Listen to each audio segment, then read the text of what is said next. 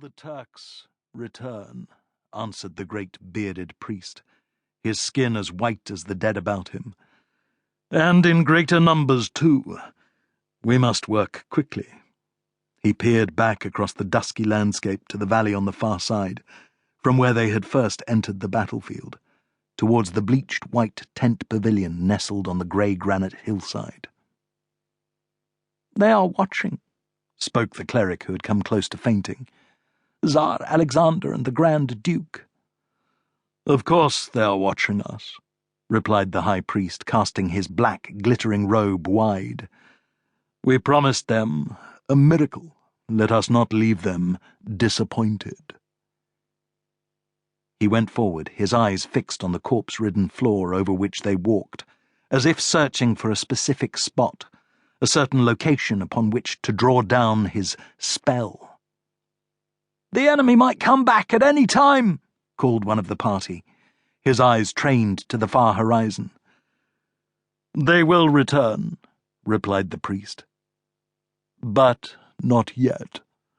Not till our work is done. It was so decreed." "Here!"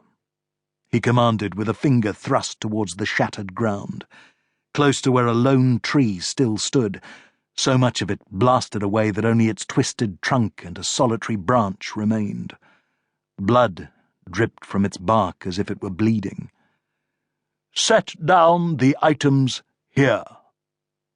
At once the priest scurried forward and laid out the elaborate relics with well-trained efficiency and speed.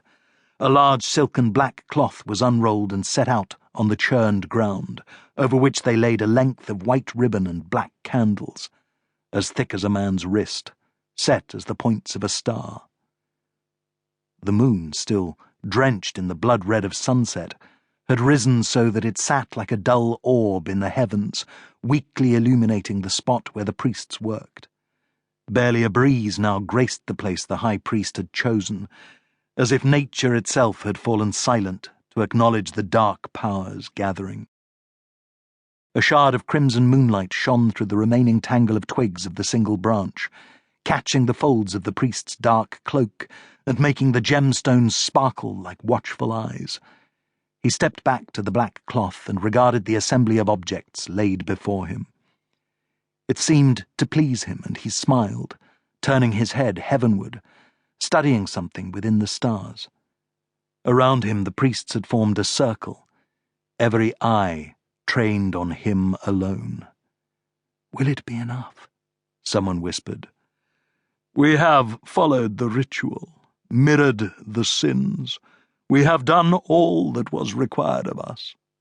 20,000 lives, another said. "Surely that is ample." "For them, is anything enough?"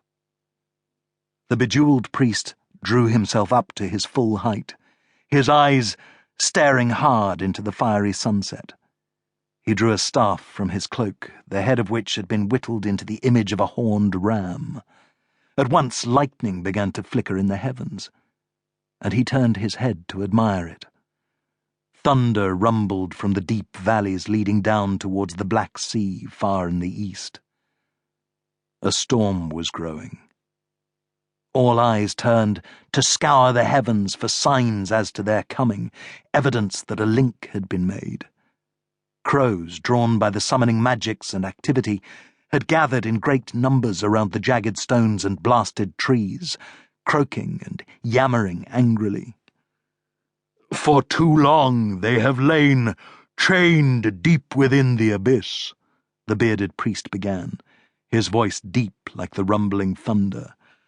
"They are blind to all but darkness and fire eternal, unable to feel anything but their jailers' wicked instruments of torture upon their calloused hides. But they have heard our every word, and they hear our words now.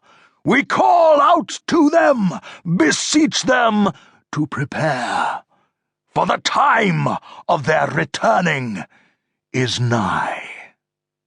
Lightning flashes streaked across the black heavens. The dark sky slashed open by forked barbs of silvery blue.